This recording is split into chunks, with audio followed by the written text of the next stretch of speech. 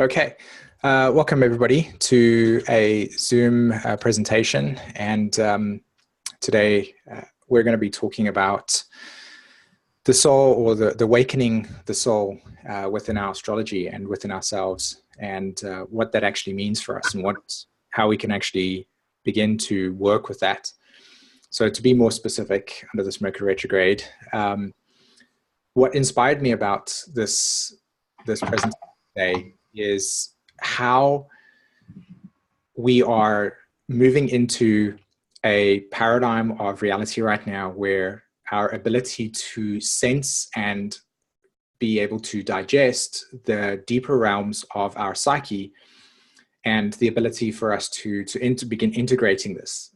I personally feel that we're only just, on the surface of this process as a collective.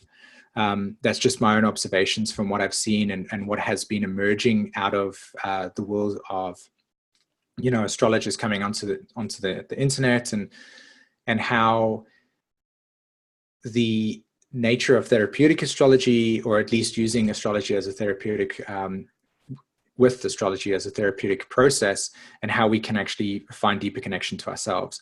So what I've observed is how this is beginning to materialize in a really big way, and basically asking myself the question, why have these been occurring? Like what has been the underlying reason for this? And my observations again have been that it seems that at this point in time we are experiencing, especially I think with Neptune moving through Pisces, our awareness, and especially the veil, becoming thinner between the nature of reality itself as it is and our ego structures that essentially are in place that protects us from this Neptunian field.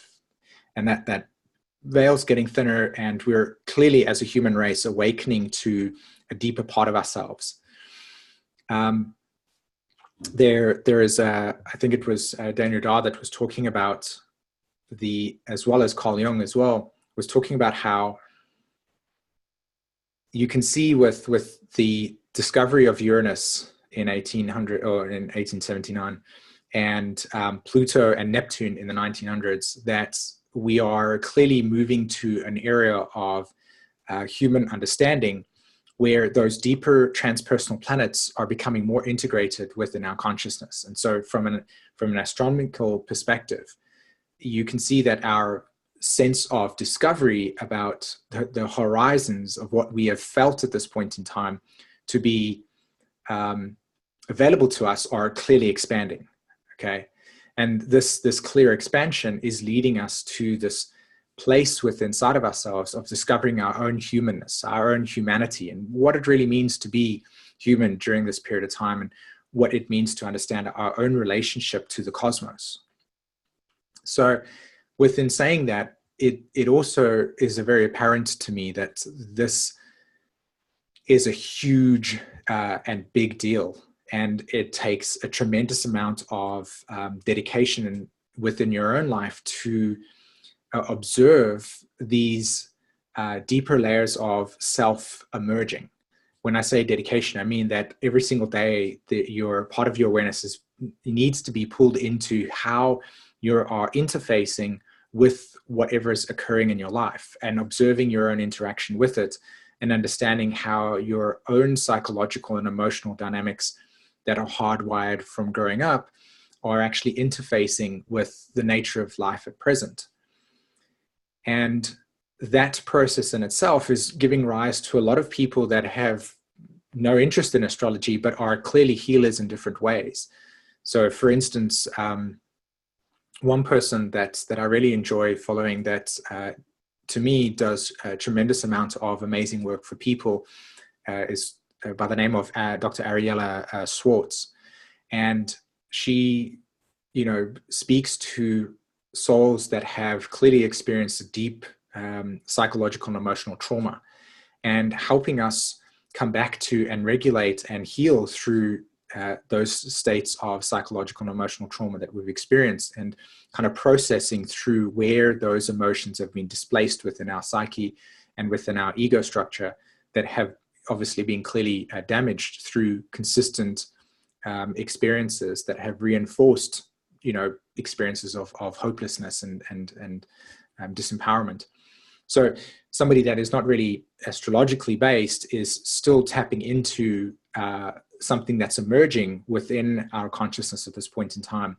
And many other people that are in their own capacity sensing something inside of themselves and then contributing to the world in some way, for those of us that are clearly seeking to not only heal ourselves but integrate ourselves, where the balance of the sense of self, so the ego, and the more deeper self that exists at a soul level, and bringing that holistically into alignment so that we can actually live a more authentic and truthful life. And so for the context of this conversation, when I define authenticity or living an authentic life, I simply mean being able to recognize, firstly, a sense of identity within yourself that is your true self. And not only being able to identify that, but realizing where sort of like relationship patterns of psychological and emotional development have occurred and have been put in place as defense mechanisms to experiences that you weren't able to actually process or understand at the time of, your youth, as an example. So within this spectrum of this current time right now that we're living in, what I've observed and what I'm deeply attracted to is not only how this is materialized, why this is materialized, but how that us that are astrologers at this point in time can begin to open up to, and some of us that are sitting here today that are into astrology in this way, that maybe even do it as a profession, recognize what I'm talking about. So this is not new information that's groundbreaking. It's just me wanting to point an arrow at something that I feel should have consistent attention within our field, that I feel offers immense amount of practical support and help to those that are coming out from the internet to you on your Zoom or on your Skype, and are really sitting in a position where they recognize that you have something for them to offer and to help them process through life's circumstances or situations that they clearly recognize but aren't really able to mostly articulate as to why that's happening at a deeper soul level. So we as astrologers have this place within ourselves of a sacred knowledge that can offer a deep potential for not only human transmutation and alchemical transmutation in a spiritual sense, but also just to help kind of relax the deep anxieties or woundedness that people carry within their mind stream, within their cellular memory, and to be present with those things, because we have the opportunity using astrology to really access a dimension of reality that is not really firstly educated within a general schooling system. The soul is not acknowledged in our way of being in life, and so a lot of the time the process of what it really means to be human is kind of put across and hidden away, and we put on these little behavior patterns that we need to show up with in order for us to exist within the current overall structure of reality as it has been manifested and formed up until this point in time. And so it leads me to the recognition of how, looking at astrology from an evolutionary perspective as one way of looking at it, offers us the opportunity to embrace a deeper dimension of reality about ourselves, but also about the nature of the human epic saga that is us, and where it is essentially moving towards, and how we can become sort of able to translate that. So like I was saying earlier with Radar's quote, or not quote, but his statement around that, the late 1800s and the 1900s and going forward is the time of a deep spiritual awakening within the human psyche. And you can clearly see that by the onset of and discoveries of Pluto, Neptune, and Uranus, and what they really mean for us and how fresh they are within our psychological and emotional fields of awareness, and how those energies are actually interfacing with the collective consensus reality that is, in a sense, oblivious to the fact that these deeper dimensions of universal self exists. And so we have this opportunity right now in this new emerging paradigm to really shape the ongoing reality of generations to come, and especially for people that are deeply soul searching and need us at this point in time on some level. And I don't mean it in a sort of like grandiose sense of, oh, look, we are important. I don't mean it like that. I simply mean a deep desire to serve from a place of generosity, from a place of feeling abundant, from a place of feeling deeply in gratitude for not only having an innate gift to, like Radar talks about, with those that are able to interpret the stars, see astrology as a language. That's not what he said, because it's a different way around. It's my reformulation during this Mercury retrograde of what he's really trying to say. And it's our ability to connect to the cosmos and read the inner and the, as above, so below, macrocosm, microcosm interchange of unity that is ever present with us. And so how does that deeper emerging self that we can house within this personality serve the souls that are clearly at a point that we might have been on in earlier stages of our soul development, so that's really my motivation behind today's conversation, which, there's a lot that I've already shared so far. So take your time to digest what I'm really trying to talk about here, because of the fact that I really feel strongly about this presentation today. So let's see if I can actually put something across that will, inspire you to really see astrology in not in this way, but to see the potential of what astrology could actually be for us, in that sense. Okay, so where is the Zoom thing? I just pressed the share button. Okay, cool. So I'll just do that over there. Okay, fantastic. Get my little annotation and make it purple for today's conversation. Okay, so awakening the soul from within. And I mean, this picture recently, pictures have been speaking to me, and imagery has been speaking to me so much.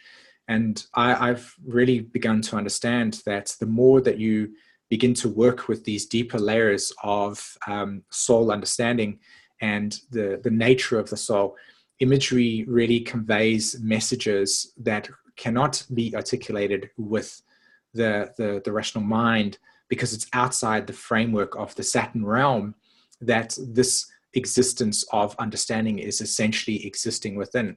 And so nature is the most, in my opinion, the most purest reflection of deep soul understanding, because the intimacy between our soul understanding and ourselves is reflected through the nature of Earth itself. I think that it's super important along your journey of soul understanding and awakening the soul to see that within the corruption, within the distortions, within the damage that exists within our collective field and what, to a certain degree, we embody within ourselves, there is a part of Earth that is so beautiful, that is so captivating, that is so just entrenched in a place of deep heart resonance, that when you just feel into the experience, you feel the complete opposite, the polarity of all of the things that we can expose ourselves to on a day-to-day interaction with Facebook, as an example.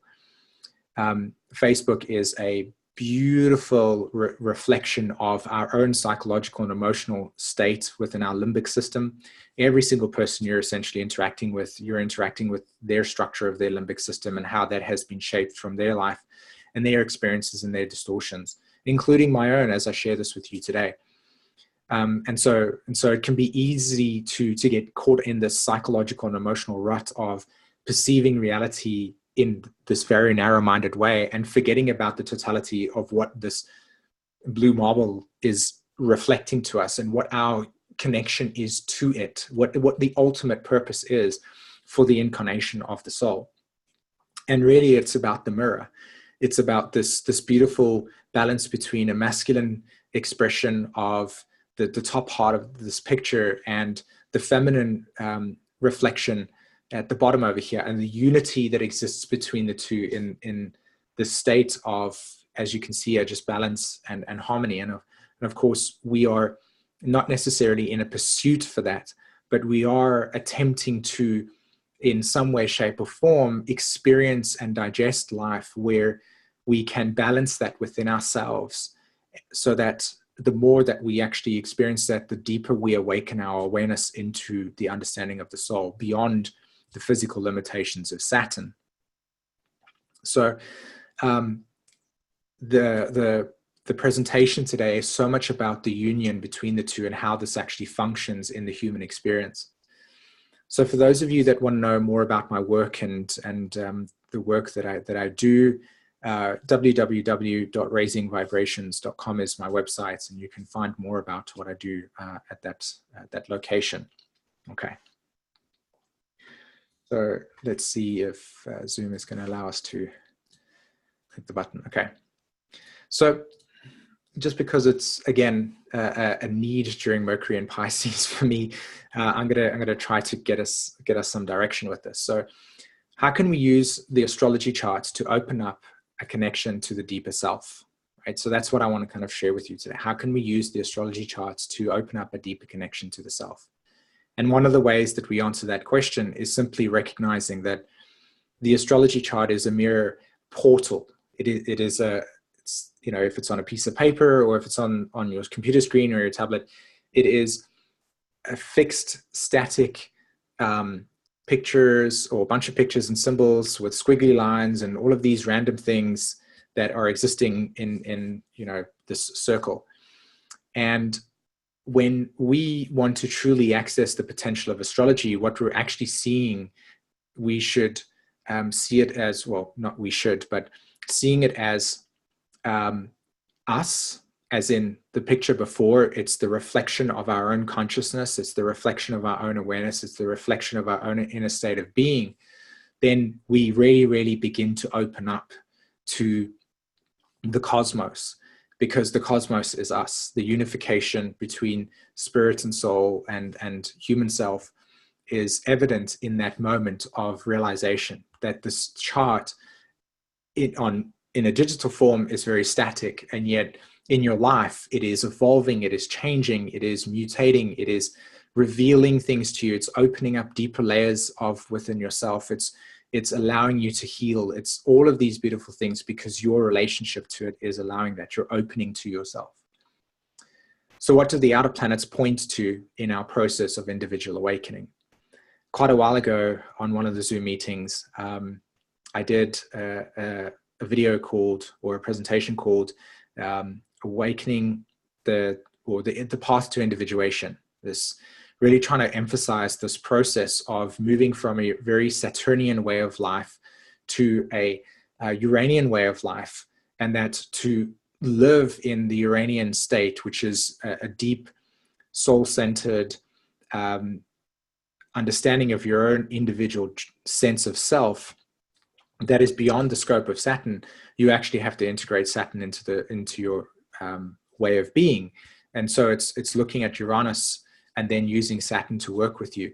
And so again, these outer planets, Pluto, Uranus, and Neptune, point to, in the chart, where somebody, in my opinion, has a specific individuation process that is really pointing to a sense of self that can only emerge through the cycles of time that reveal these outer planetary intentions. And so the thing that I like to talk about the most with this point specifically is the Pluto and Virgo generation. You know, you came into this world, most of you, with that Uranus-Pluto conjunction in Virgo. And honestly, as Pluto moved through Capricorn, it began trining that Uranian and that Plutonian outer planetary system. and that conjunction. And if you look at the world today, you can really see that we are clearly moving through a complete unraveling of pre-existing structures and forms that are rooted in a certain way of governance. And if you look at the trine that the transiting Pluto in Capricorn makes to this Uranus and Pluto conjunction in Capricorn, and then you look to the polarity point of Pluto in Virgos, which is this Pisces archetype, and you look at Neptune transiting through Pisces, which is essentially opposing the Uranus and Pluto natal conjunction in Virgo when you guys were born, you can clearly see that you were born for this time. You were born to essentially awaken into this time where you could see the radical need to decentralize the powers in that are in like in governance right now. You were here. You were born to rebel against that, so that you could lead us to a new way of being. And the very essence of your deeper self essentially was really only truly activated during this time, because it was, in my opinion, as I've observed, many of you might have inwardly felt this sense of identity and kind of portrayed that out in the world. But the acknowledgement from the collective saying, hey, you know what, like, I really get you, in my opinion, only began to truly be available during these last years, where Uranus was, transiting through Aries and Pluto was transiting through Capricorn, and kind of really shaking things up at a structural level, giving rise to the essence of your being.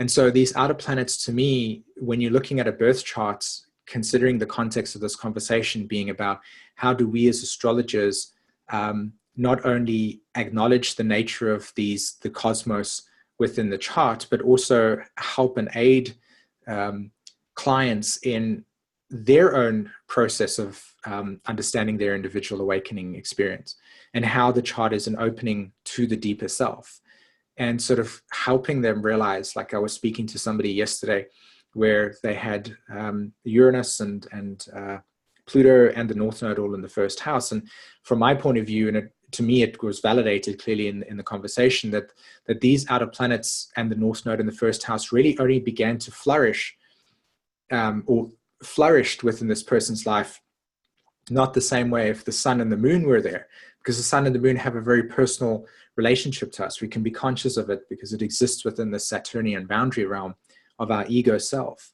And so we can be present to this thing. But this Uranian, Plutonian, and North Node dynamic sitting in the first house, that first house only illuminated as time sort of took place, because that journey of those outer planets in the individual awakening self really only could emerge through time, as it was a very slow process. We know the outer planets are very slow.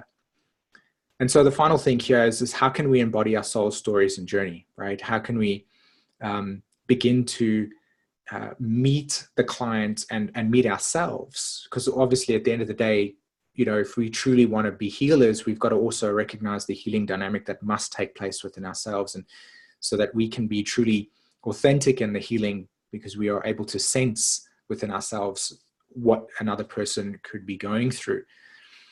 And so part of this process is really tapping into a deeply intuitive way of being that's not coming from a place of channeling or a psychic ability. I'm talking more about the capacity to really tap into this Saturnian field of practical, logical, and linear, description-based personality type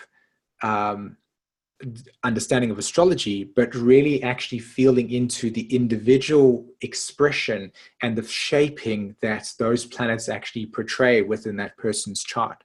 So again, one person's Uranus conjunct Mercury might not have the same shaping as another person's Uranus conjunct the Mercury.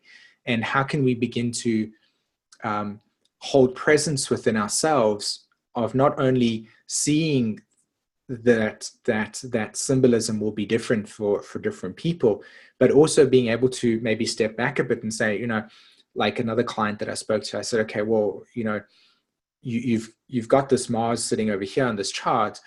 What happened on the 12th of February? You know, because I could clearly see that, you know, Uranus just moved over that. And I was like, what happened on the 12th of February? And when we went back to that story, he actually told me what was going on. And I loved that, because what happened was we could actually work with something that was really real for the person. And again, this is not new. It's not like, oh, this is revolutionary. It's a reminder to the fact that when we're actually dealing with a deeper exploration of soul understanding, a lot of the time we can feel that we've got to offer the client something from our knowledge base that exists over here. And what it tends to do is it tends to not land with the person where they are inside of themselves, because we can't essentially connect to emotionally where that thing is. But what we can do is kind of sense the timing of an event and then ask the question and then allow them to really reveal to us their story. And then we can journey with them on what that could symbolize and how that cycle is interacting with this cycle and what that is meaning from an evolutionary perspective. And you get where I'm going with this. Okay, so I'm going to try and attempt to also talk about these things in today's conversation as well. So the journey of incarnation includes for most of us a deep process of forgetting, switching off, and denying the truth of our experience, right?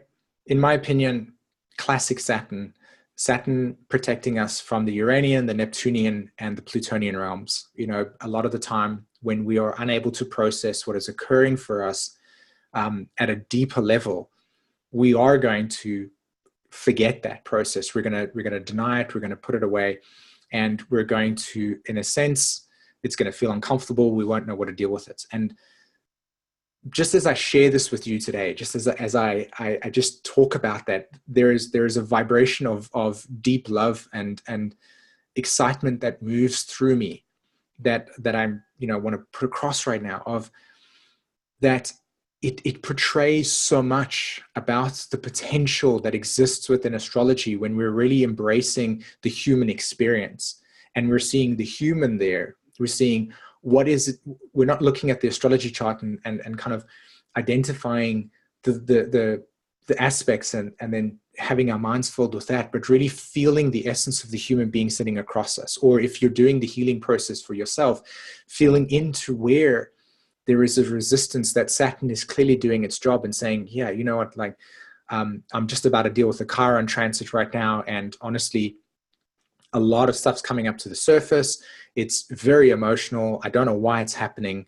But I can embrace myself with, it's okay. It's okay to feel overwhelmed at this point in time. It's okay to begin acknowledging that what's really surfacing at this stage is this imagery that I've chosen specifically for this picture, which is what seems like on the surface as just Chiron in the second house. Beneath the surface is traumatic experiences, potentially with the Chiron in Aquarius, of mom not having enough money when she was growing up and establishing a value system that then passed down to the child, who is now having the crisis when Mercury is squaring it, of how am I going to pay my bills? And so thinking there's something wrong with them and that they're failing at life. And yet on the surface, it's their own blaming process and, oh, I'm something like this. But really at the end of the day, there are streams, subtle streams of trauma that exist within the ancestral field of this person's family heritage that now they are adopting in a genetic way that is present with them. And it's like, you're sitting with this and you're going, wow, there is so much more about us that we don't even know. And I think that if we can stay in that state of humbleness, of so much more that we can actually explore about ourselves, I feel like we could explode with so much excitement to really discover the truth of what we really are and what it really means to be on this epic journey, not just as a human in a flesh Saturnian physical realm, but realizing that there is an invisible field that is existing around us over here, that when the impulses of a Chiron square or Mercury squaring Chiron for 5 days, and this person struggling with, on the surface, their sense of self-worth and how they've been told that they weren't going to amount to anything, and so on and so forth, that they realize they can't actually do something about it. And this energy is just arising just around you. There's a person that shows up in this person's life that carries that message. Maybe the boss says to them, I don't know if you really should be doing this project right now, because clearly, blah, blah, blah, blah. And they say something that's essentially what the mother heard when she was 5 years old, and that wasn't able to be processed or resolved, because we're still stuck here at the top, playing little fishing and not actually recognizing what's really existing beneath the surface. And of course, I'm only referencing a trauma signature here in this conversation, but it doesn't necessarily mean that this is what it's about. It's everything. It could be latent, abundant gifts that are lying dormant that you've pushed aside because somewhere along the lines, life told you that you needed to be this way.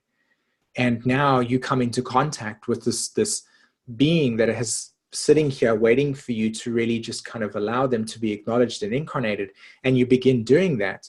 And within a 6-month cycle, your whole entire life transforms, because the light of your whole essence is now becoming more integrated.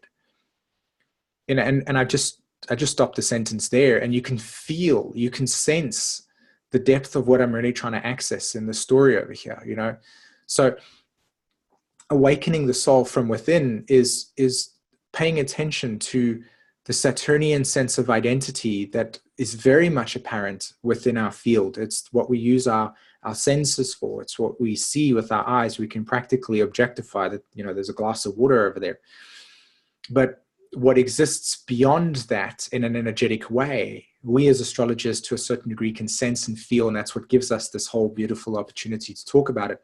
But there is an untappedness that if we remain humble to the process of going, there's so much more that we can learn and explore. Not only does it give us the opportunity to continue our practice in a way of deepening our own self, right? Because the more we can actually begin to see it as a deepening of the self downwards, so drilling down into the self or going across, however you wish to define it, then you're really, really onto something. And I feel like the quality and the value that you get to offer this unique being that is clearly in a state of vulnerability, saying to you, hey, could you read my chart? And on the surface, they're saying to you, I've always wondered about this yod, and you go like, yeah, there isn't really much on the internet that talks about the yod in a way that's deeply self-understanding. There's a lot of just words.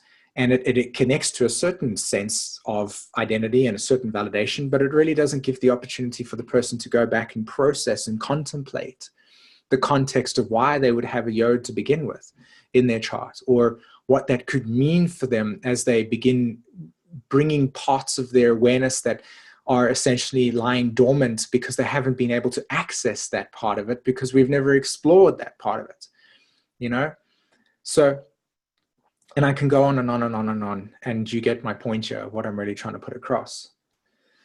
So the spiritual journey begins as we are called to remember. I just love it. Remember. So bring back, like take parts of what we are holistically all about, and we begin extracting the Saturnian boundary that was put in place through protection. So no judgment on why that's there. It's just there. Extracting it. So you can call it as, with Yogananda, when he talks about the nature of Neptune as a process of subtly piercing the holes in the Maya so that the purest of white light, penetrates that into the psyche. And of course, we don't do this at an accelerated rate, because that in itself will just fracture the psyche. So, we can only process what we can process. And a lot of the time, trauma exists because Uranian impulses are coming through too much into our field and we can't digest it, which I'll get into. So there is this arc of remembering. So bringing back something that has been through separation. It actually hasn't been in separation. It is simply just through the illusion and through the boundary.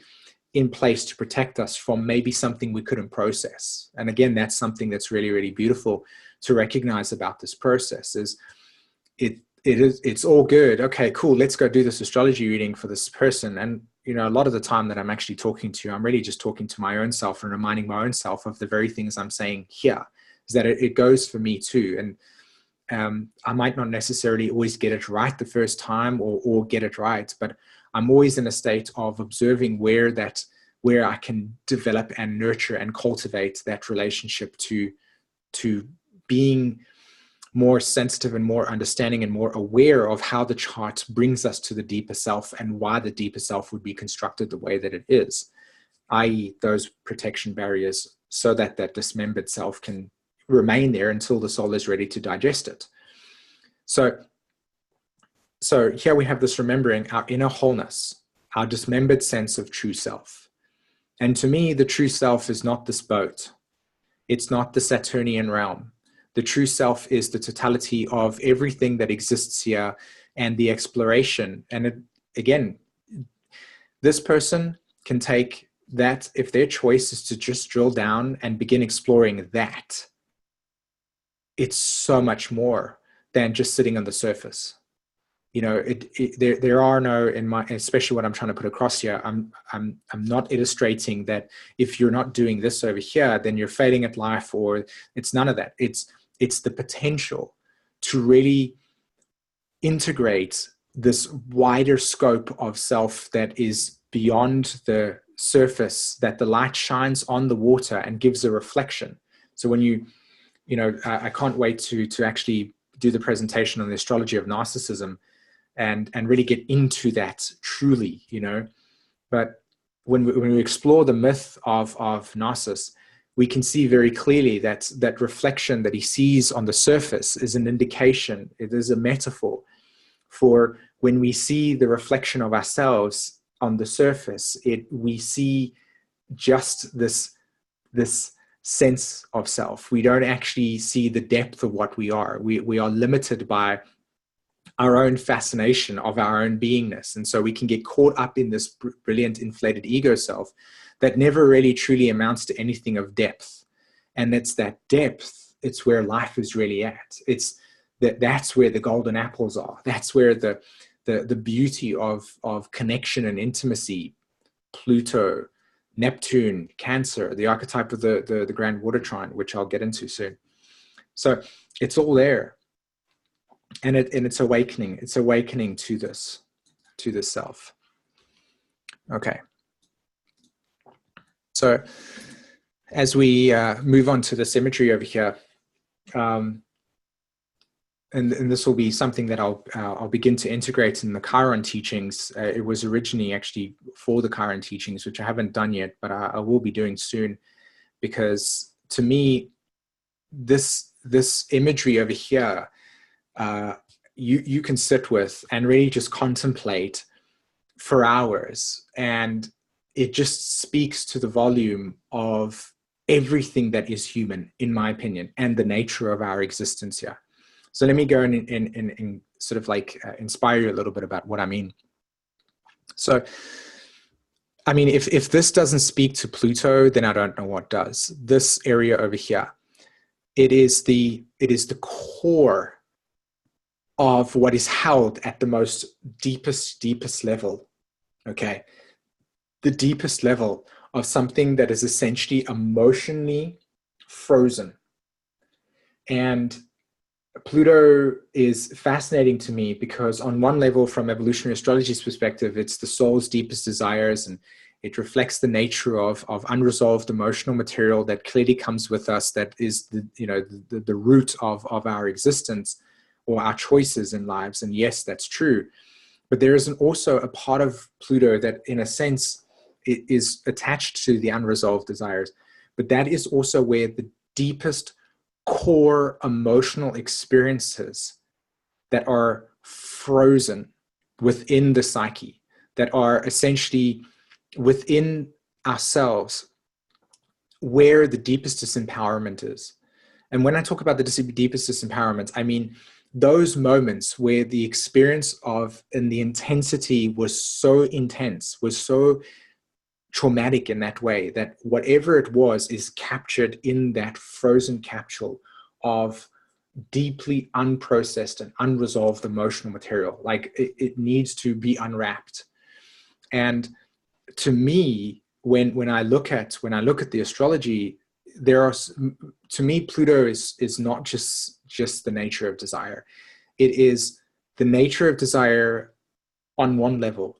It is the deepest wound that the soul carries on another level. It is also the, like Rudar talks about, the essence of something that has, previous to this life, been in full bloom. It is the part of you at the deeper self that is already in existence of pure life, right? So we recognize that Pluto is where the cycle of growth and flourishment and deep life is moving through.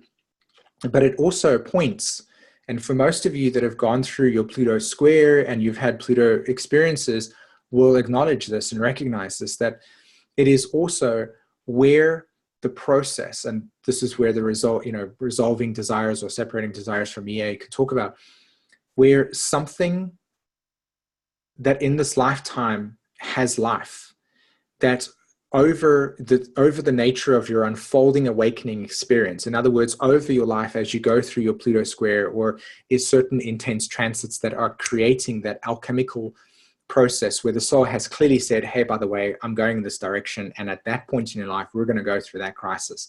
And that crisis is going to lead to certain dynamics that I've already asked you to do. And so little ego self, you're going to deal with that at the age of 36, right? And Pluto points to this area that once was flowered that now needs to die. So at the deepest level, it is reflecting to us what is going to die, what is going to essentially die as a natural cycle of life, and that the natural cycle of life and that energetic impulse is going to no longer exist, and that in his imagery, it goes back to the ground. So classic astrology, we go read in our books, Pluto's regeneration, right? Yeah, cool. Regeneration because of the nature of something that is essentially dying and is going back into the soil to then be cultivated and nourished and absorbed up so that it then can rise with an entirely new life stream. And so we go through this alchemical mutation, the dark night of the soul, as it were. And it is the reflection of the deeper self. It is the reflection of the core experiences that are locked away in the most frozen parts of ourselves, that want to be thawed out, that wants to be through this incarnation. It wants to come through the Uranian field. So the Uranian field in this expression over here is the first point of contact that the personality self, which is the conscious awareness, like we can see this this land that sits on the top over here. It's the structure self. It's the formation. Okay. It's the formation of the self. It's here. We can visible. We can see it. But what we're not seeing at the top there is this Plutonian realm, which I'll get into in terms of storytelling. But here we have this Uranian realm. It is the first point of contact from the Saturnian realm into the Uranian realm. Okay. And what the Uranian realm is really pointing to us through the discovery of Uranus was through a telescope, that we're looking deeper. We need to accelerate. And as we accelerate, we look deeper. We look deeper into something.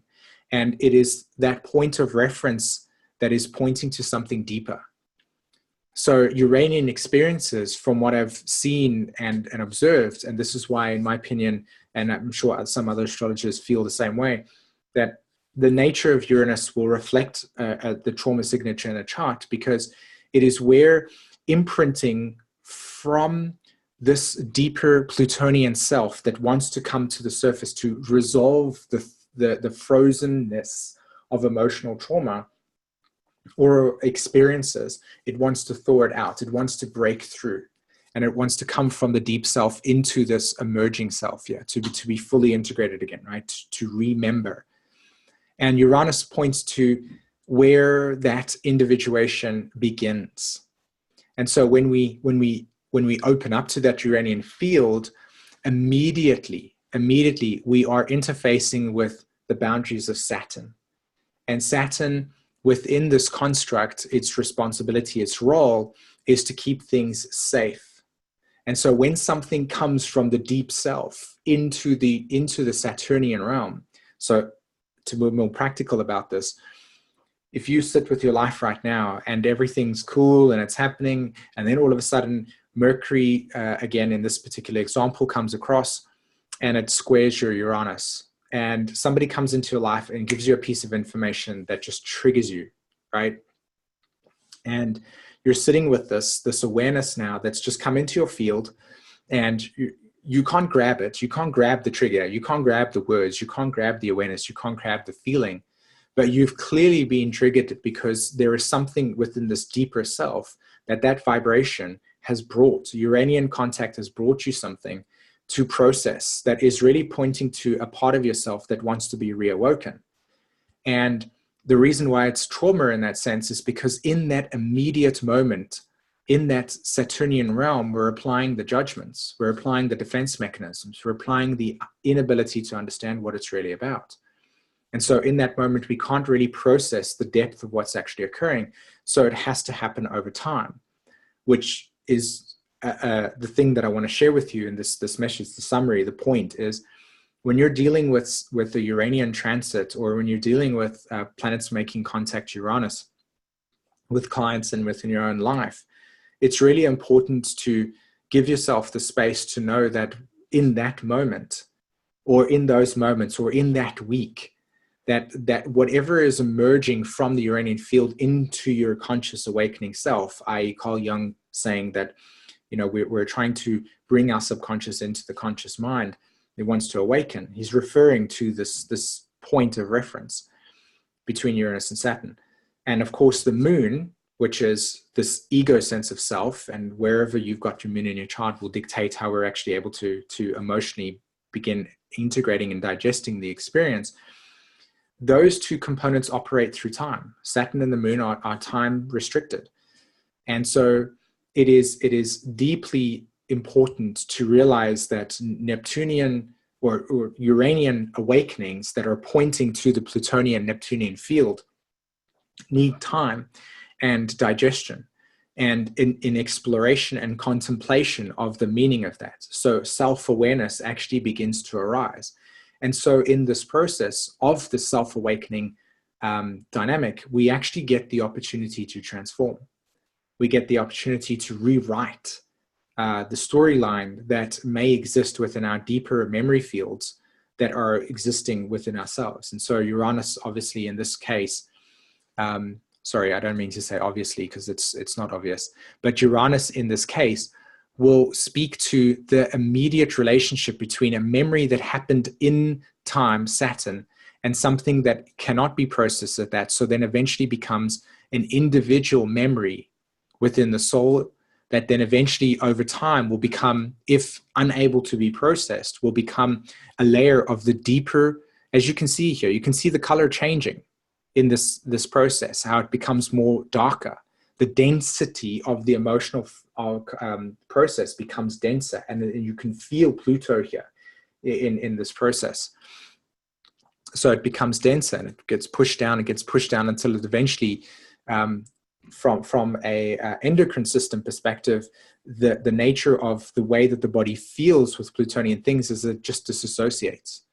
So you notice how with a lot of people that experience a trauma, and then sugar and foods that essentially act as a very, very subtle dopamine release, or in this case, a need to really soothe the deeper emotions that are arising. Because of course, when Uranian experience emerges to the surface, it's not something subtle, it's big emotions. And it's that interface between these two. So when you're looking at the outer planets in the astrology charts, and you're looking at the Saturn moon structure, and you're looking at the human being, this is what you're seeing. You're seeing this here. And then you're looking at the charts, and you're trying to use the astrology to, in a sense, fuse a connection between these outer planets and their intention, and what the personal planets are essentially trying to support the deeper planet, the Uranian Plutonian field, in that way. So the personal planets pointing to how the ego structure can facilitate and support the deeper awakening of the self, you know, in this sense. And you can see the Neptunian field here. It's the totality, it's the water, it's the consciousness, it's everything. Okay, so I'm just going to take a juice over here. I want to talk about an experience, just to kind of give something more imagery based. So when you look at this this community, this city, so within the city, you can see the Saturnian boundaries, right? The formation of brick structures and housing. And within the structure, you can see the moon. This community, this city has a society. It has a belief system. It has a set of values, Venus. It has a mercurial function, as in their roads and how they've set up their postal service, and the chatter that exists between the neighbors. And, you know, this person was working over here and now he's working over there, and the gossip that happens within the mercurial function. And the Mars function of, you know, how they've set up their emergency services, and what their townsfolk have decided to put in place to raise structures, and, you know, how they actually go about executing the enforcement of their Saturnian structure, and how that sense of identity is linked with it.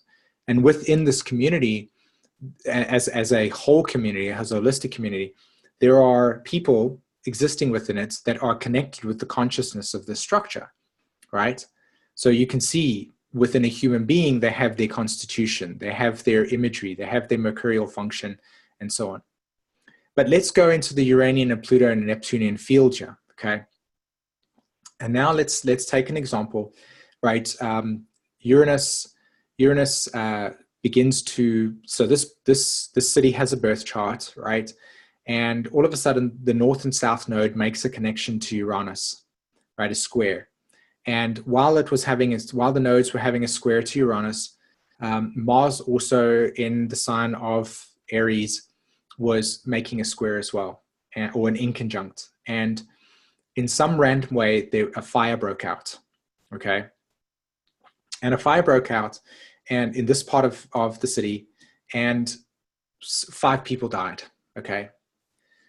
Now what you have here is a situation in which an experience through planetary configurations, and again, these planetary configurations have zero interest in human activity. They're not sitting there with their personalities going, or at least from my opinion, they're not sitting there going, okay, now we're going to cause this, we're going to cause that. It is simply just the nature of the solar system we have, and the nature of how things operate.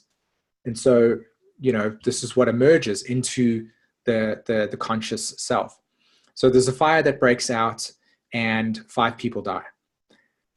Let me break this open into the depth of what we're really dealing with here.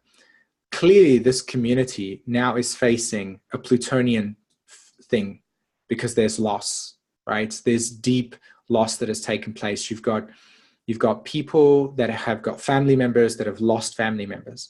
So you have a trauma. You have Uranian experience in which the context of the situation is so incredibly large that the Saturnian structure of that person trying to process that they've just lost somebody in a day is not going to happen. They have to go through the cycles of grief. They have to go through the cycle of acceptance, the anger, and so on and so forth. And so what happens in this natural case with the loss is that this city, this community, then has an imprint within its memory field, Uranus, that becomes something that exists within the Uranian field of this city, okay? That now, 7 years later, okay, or let's say 9 years later, because we're dealing with the nodal opposition, right? So the nodes reach an opposition to the point where this thing happened 9 years later.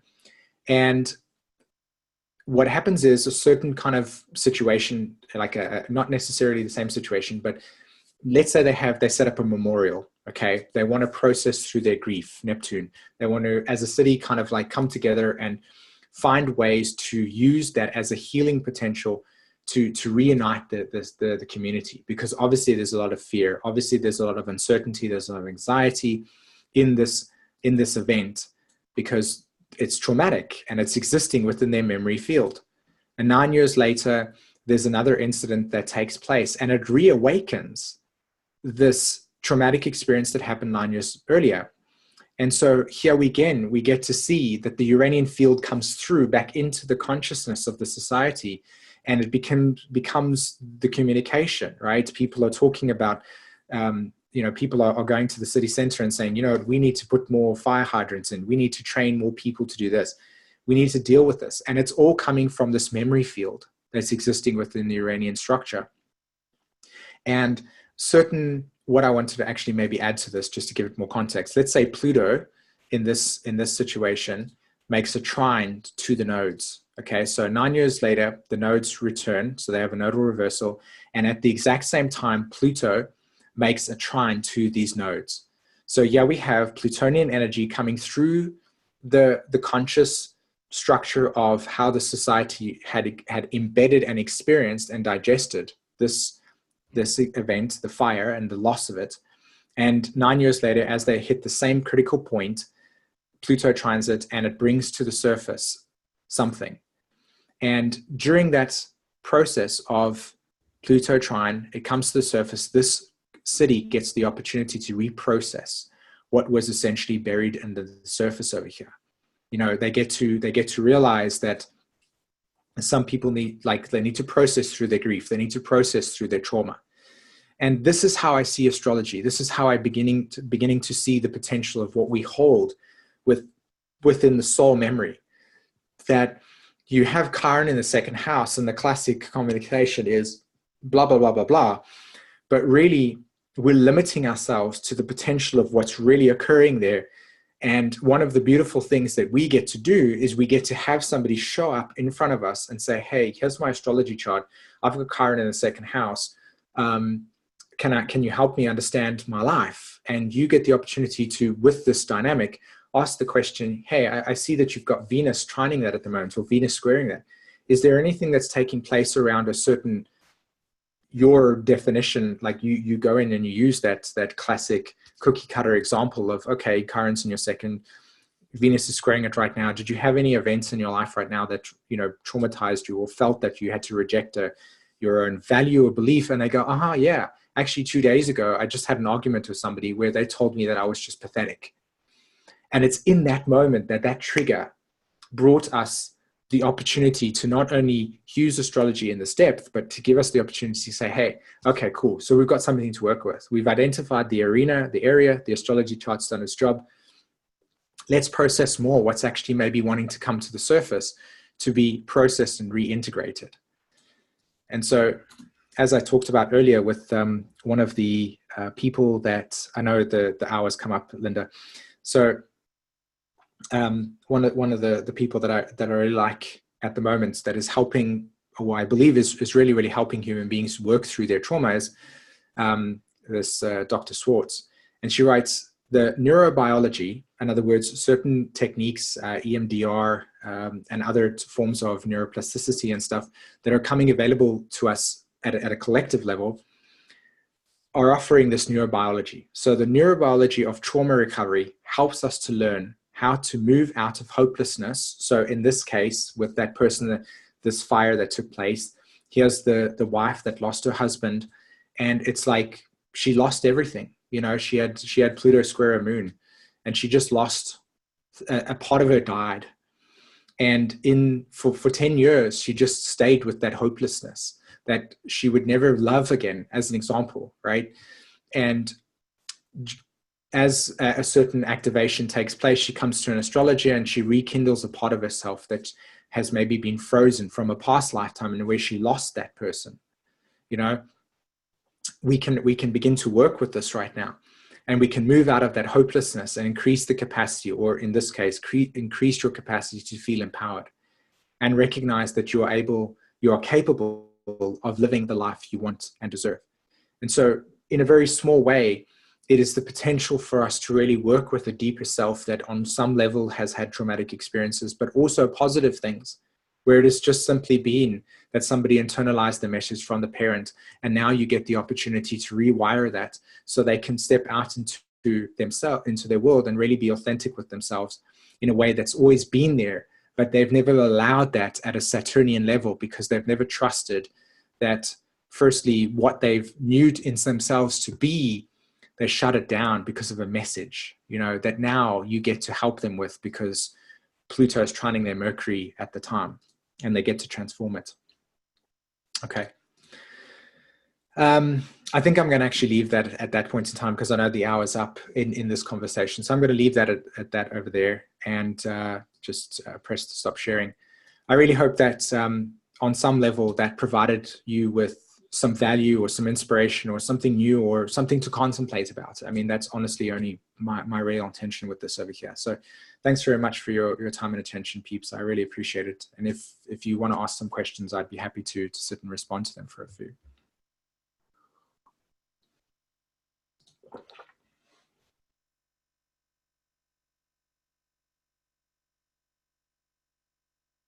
SΥmON, how do you see the dark night of the soul?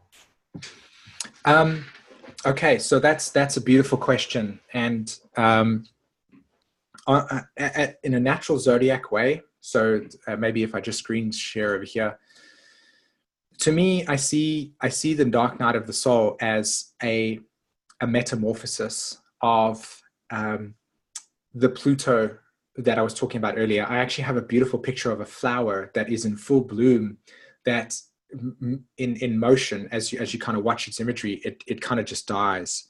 And the process of dying is the surrender of an identity that once had meaning and purpose and fulfillment, that once symbolized an aspect of the self.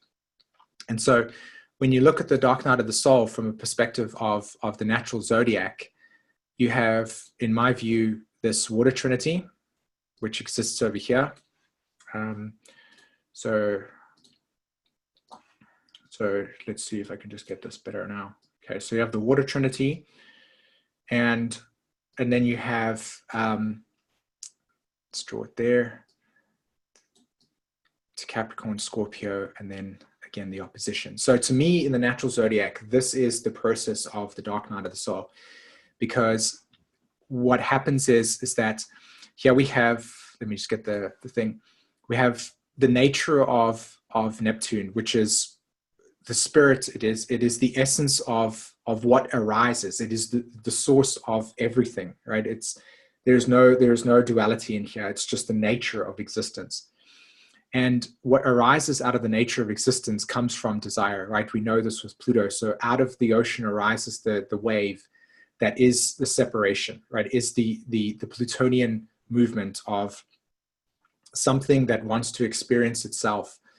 And so what arises is this Plutonian attachment to an illusion, because it's Neptune, of itself, right? And it arises. And again, our life is not illusionary. So anybody, just whenever somebody says to you that your trauma is illusionary or reality is illusionary, you just need to ask them, go talk to people that have experienced the Holocaust. Go speak to the people that in their genetic profile are still dealing with the memories of the atrocities of a Holocaust, not to mention all of the other atrocities that happen. It's not illusionary, it's real. People are in grief, suffering is real.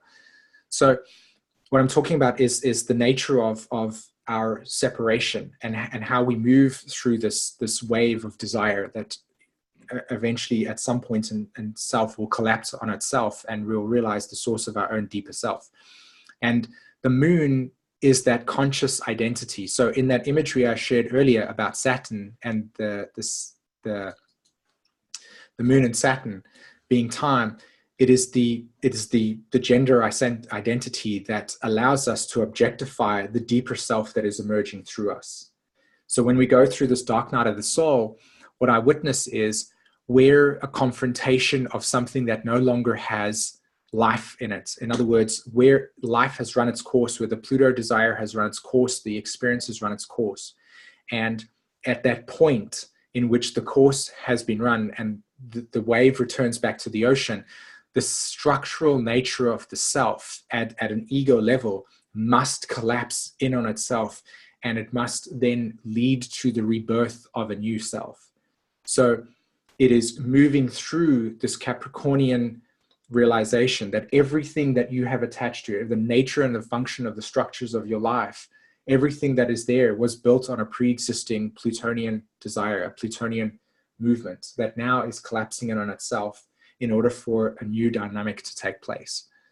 And of course, you know, not every single one will experience the dark night of the soul dynamic, but for most of us, I think when we go through that Pluto square, or we do go through intense series of Pluto dynamics, that we will experience on some level that dark night of the soul. Does that kind of respond to what you were sharing about, Linda? Oh, yes, very much. Thank you very much. That was amazing. Thanks. Awesome. Thanks very much for the question. I appreciate it.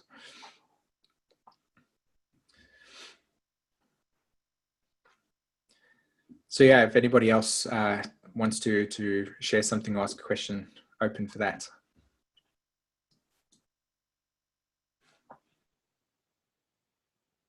Hi, SΥmON.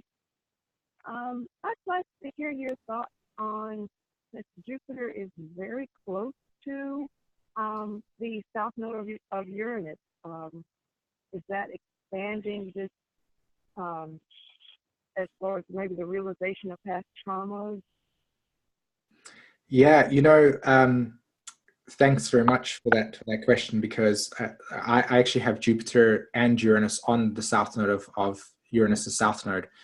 And so when you ask me that question, the Uranian field just goes, yay, somebody asked me a question that I have this like thing that I want to share, right? To this Jupiterian way. So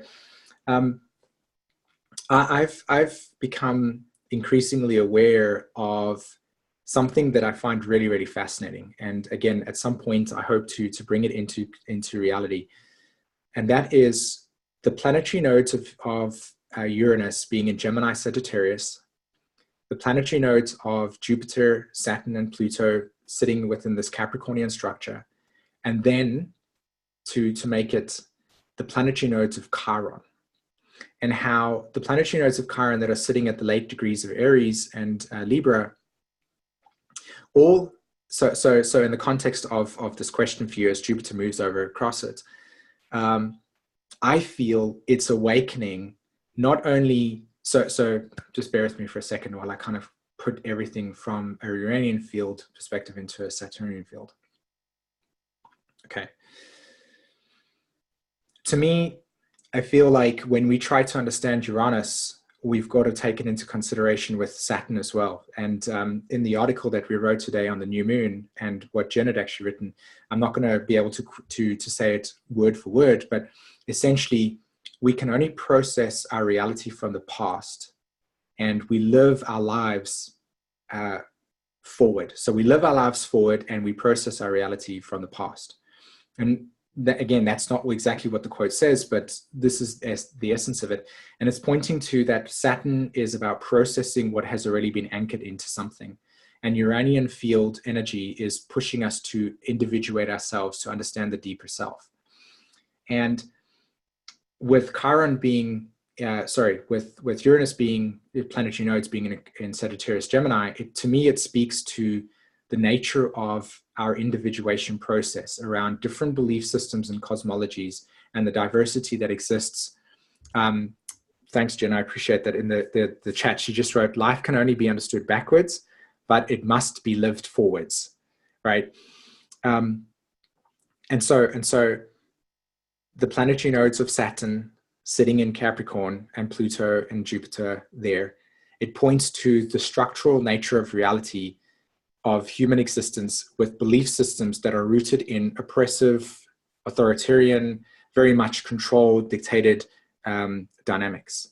And the Uranian nodal axis being in Aquarius and sorry, not Aquarius, Gemini and Sag, talk about our relationship to those structures. And so they become through these belief systems, these ideologies, these perspectives, and how we've defined ourselves based on our truth, okay?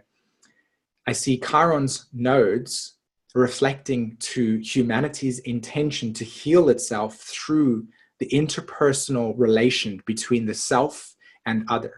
So the relationship between the human, between us, and how we are able to actually interface with ourselves, and those nodes pointing to how we have in the past tried to form a relationship in an interconnected way. So how we've been able to embrace ourselves and how we've been able to actually understand human relations, right? So North Node in Libra, South Node in Aries, and Chiron pointing to the healing journey of the human experience being through this Libra Aries axis of self and other, okay? When you take into the context of the planetary nodes of Uranus and Sag, it's through the nature of our belief systems. And with the planetary nodes of Saturn, Pluto, and Jupiter all sitting in Capricorn, through the lens of Saturnian structures of division, our beliefs have been divided. And through our beliefs being divided, we haven't been able to interface with each other and interact with each other in a way where inclusion and bonding and intimacy has really been available to us. And so what you have here is the trauma of the human experience and our diversity, but that diversity not being something that we can embrace and understand and accept, but actually something that segregates us completely. So Jupiter's movement over Uranus's nodal axis points to an activation within ourselves of, yes, unresolved trauma around how we have, through our Saturn skin, essentially placed definitions and then segregated everything so that we have class distinctions, right? The upper class and the lower class, and you are like that. And like in South Africa, for instance, it's deeply apparent. I mean, I'm actually going to use South Africa as an example to illustrate this question that you were putting across of how Jupiter on the nodes of Uranus, south nodes of Uranus,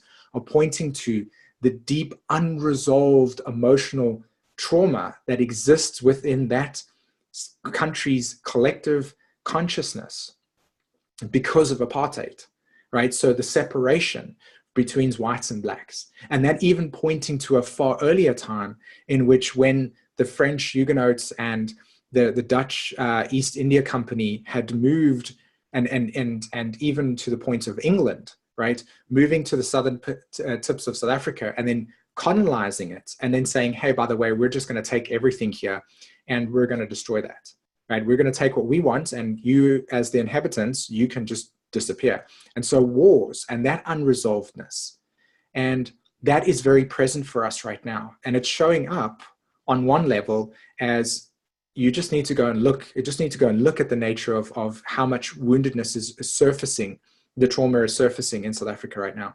But also in the States, you can see it there, you can see it in different places.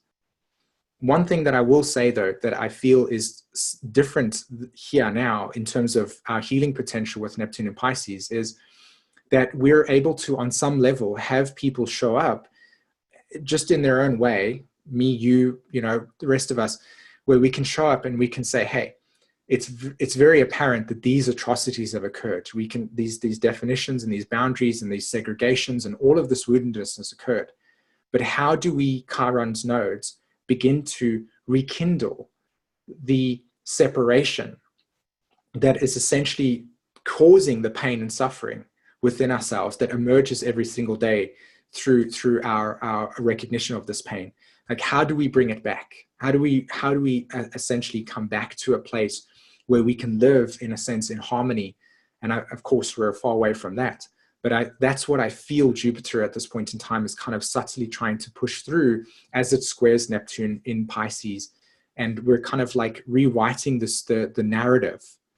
So just again, a small little example, I was reading yesterday that there was these protesters in South Africa that are going around the country just causing chaos because they're just super pissed off. They're holding on to their anger. They're not like trying to process it. They can't process it. It's simply not available. So what they're doing is they're just causing more and more destruction, and they're just, showing the race conflict that exists. And as a kid, 21 years old, so Pluto Sagittarius generation, obviously got Jupiter on his Pluto. And in this whole entire, like, people throwing rubbish away, throwing rubbish and causing chaos, he's actually standing there. And every time this person throws the rubbish onto the floor, he picks it up and puts it back in the dustbin. And it's being filmed. And this kid, 21 years old, just by doing that, acting out of integrity, acting out of a place of, hey, we can't continue in this road. It just simply can't work for us anymore. I'm trying to show us what we need to do going forward. Here's this 21-year-old acting out of a state of deep maturity to heal the traumatized, generations earlier above. And he got like almost 2 million views when it was put viral, to try and, from countries all over the world saying, that's what we really need to do. We need to, let's talk about this, right? So they created a Facebook page. It just blew up instantly. Just from this random act of behavior, it became something that in the moment has now become a huge healing wave. And it's called Let's Talk South Africa, which is for us to actually begin approaching where this trauma is existing and communicating it, right? So Cameron was telling me that Jupiter's North Node just entered Gemini. So Jupiter's North Node just entering Gemini at the exact time that Jupiter is moving over the South Node of Uranus, right, which is in Sagittarius. And we get to talk about this. We get to acknowledge, right, this process. Pluto, just as is about to hit, I know this has gone into a whole forecasting thing, but it had to come out, so I'm super sorry. But I hope it's, again, offering some value, and I'm taking up the space in my Leo way. It's really pointing to where Pluto is about to hit its own south, Pluto and the South Node coming back. And it's like on the 4th of April, it's going to be exact conjunct. And we can't continue this way anymore. So we have to talk about it. We have to acknowledge it, and we have to move on. So yeah, that's my 2 cents of what does Jupiter over Uranus' South Node mean.